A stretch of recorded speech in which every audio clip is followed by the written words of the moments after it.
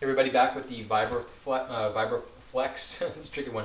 Also made by Gallileo. So this one I'm going to show in this video. I'm going to actually ramp this down just a little bit. It's about 20 hertz right now. Let me just get this down. So you can actually hear me. Don't want my voice to shake too much. So a lot of people think that you can just stand on a machine, and that because the machine is magical and it's 15 grand, it's going to give you a million benefits. Well, you can even get an expensive machine, and if you don't really know what the heck you're doing, it's not always going to give you the type of benefits that you're actually looking for. So here's a few different kind of tips for whatever kind of machine you have. It's you have the hardware, but it's also the technique. So start always, whatever you're doing, just in the center. If you've never used a machine before, it's good to just start in the center and start at a low speed, just to avoid any sort of complications. And then you can kind of move apart. So first move, one of the basic moves I'm going to show you is just your kind of classic squat. Feet are parallel, looking pretty good here. Handlebars, you can see my elbows are a little bit bent. And I'm just going to kind of just squat into it. You're going to see the kind of pelvic tilt come back out a little bit like this. A good way is that if you put your arms out, it should be in line with the angle that you're forming with your back. And the more you squat, if you'll notice when I speed up here with hertz, notice that all the shaking, it's really activating and recruiting a lot of nervous system and all of my muscle fibers, especially in my quads and this type of area. If I went out further to the edges of the machine, now watch what happens. There's even a lot more shaking. There's getting much more displacement out here. Moving in a little bit, not so much. So at first go with what's comfortable.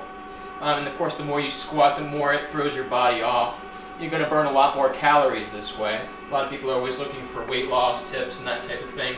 So deep in the squat, and you'll definitely feel the burn, and you'll feel it the next morning.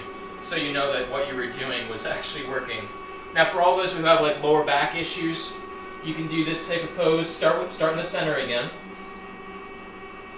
And just basically slowly widen out to whatever is comfortable for you. And you really want to kind of stay like this, and you'll actually feel it right here.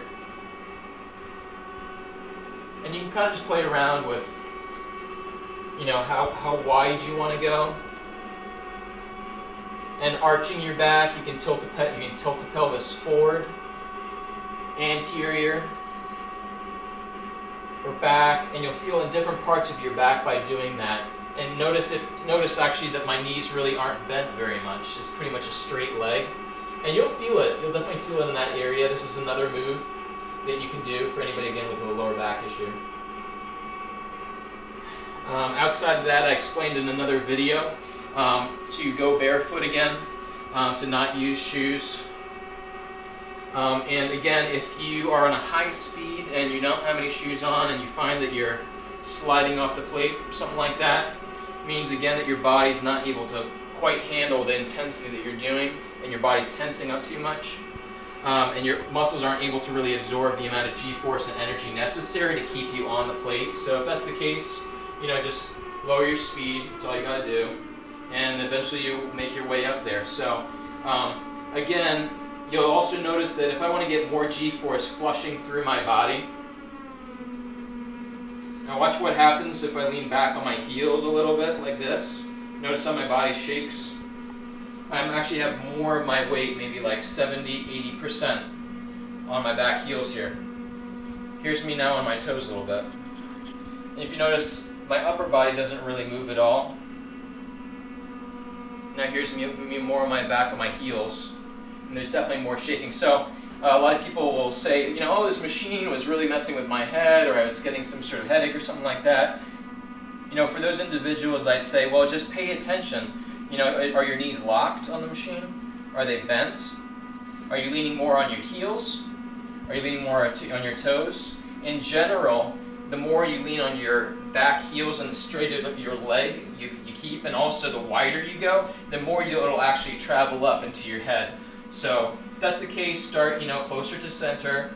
Don't keep all of your weight on your heels. and bend your knees a little bit, and you'll notice that you feel a lot less of the force in your head. And then just basically progress from there. So if you have any other issues or any questions about different types of poses for different types of health results or conditions, just give me a call or shoot me an email.